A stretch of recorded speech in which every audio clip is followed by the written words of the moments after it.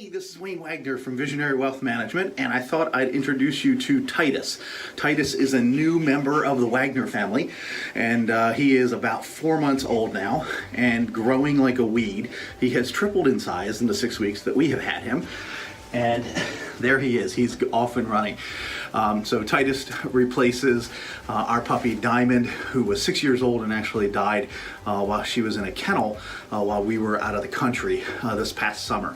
So Titus is our replacement puppy, and he's growing like crazy. So let's get back to business. The Federal Reserve has announced that they are going to be raising interest rates a number of times this year, and they took the first step this past week to raise about 25 basis points. We're expecting anywhere from 4 to 7 or 8 on the high side, probably 4 or 5 total this year, where they're raising the federal funds rate. Now remember, the Federal Reserve only controls the overnight rate for banks. So they don't control what happens with the 10-year mortgage, a 20-year mortgage, 30-year mortgage. They just control the overnight rate. But what we've seen is that historically, as the short-term rate goes up, the longer-term rates tend to trend up as well. And what very often happens during long periods of very, very low rates is we actually get the Federal Reserve will raise rates, and as they raise rates, they actually raise rates on the short side higher than the rates at the long rate. That's called an inverted yield curve, when short-term rates are actually higher than long-term rates. And yes, there is a very, very high correlation between an inverted yield curve and periods of recession or periods of economic contraction. And in fact, that's exactly what the Federal Reserve is trying to do. Is the Federal Reserve is trying to control the growth rate on the economy, because there's a whole bunch of factors. Yes, supply chain and COVID related and so on and so forth, but there's lots of factors causing inflation and kind of overheating within our economy right now. So while most of you will remember something from school that says, hey, when interest rates go down, bond values go up, and the opposite is also true. When interest rates go up, bond values go down.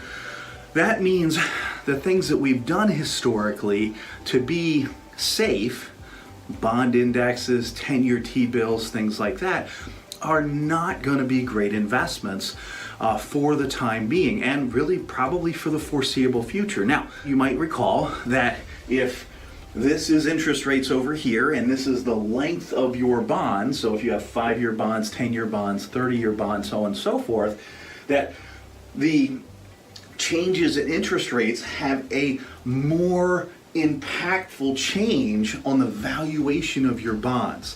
And so I want to talk about 4 things that we have already done and are already doing within your portfolio to preemptively protect and against the volatility associated with interest rate rising. So we use 4 different kinds of things in the conservative end of your investment portfolio to try to disassociate or disconnect or protect against the fluctuations in interest rates.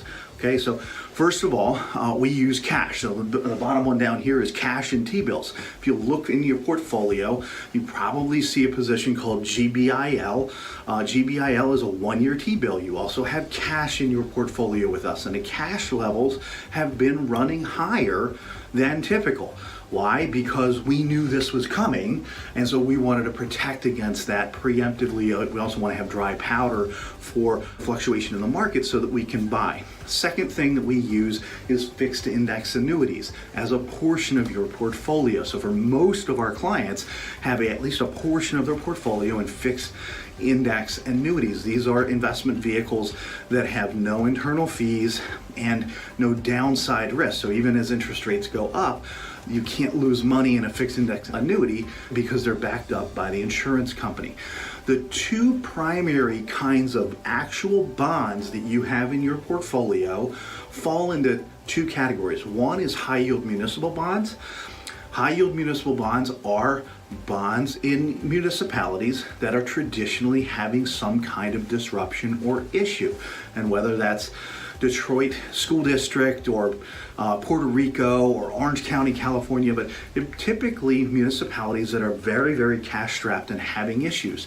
The reason we buy those bonds is because we buy them while they are in crisis, and then we hold on for a while the municipalities go through the process of fixing things. So we usually have them bought at significant discounts, and the improvements of what's going on and how those things work through are not directly related or correlated to interest rate changes. The last thing I'll touch on here is floating rate bonds. So floating rate bonds, if you think about the length of your bond and how much movement you have, well, if this is a 30-year bond, floating rate bonds have a 90-day duration. So floating rate bonds actually change. They adjust their interest rate because it floats with the market every 90 days.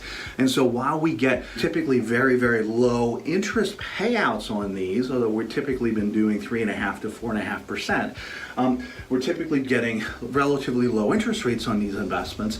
We don't have the long-term fluctuation associated with interest rates.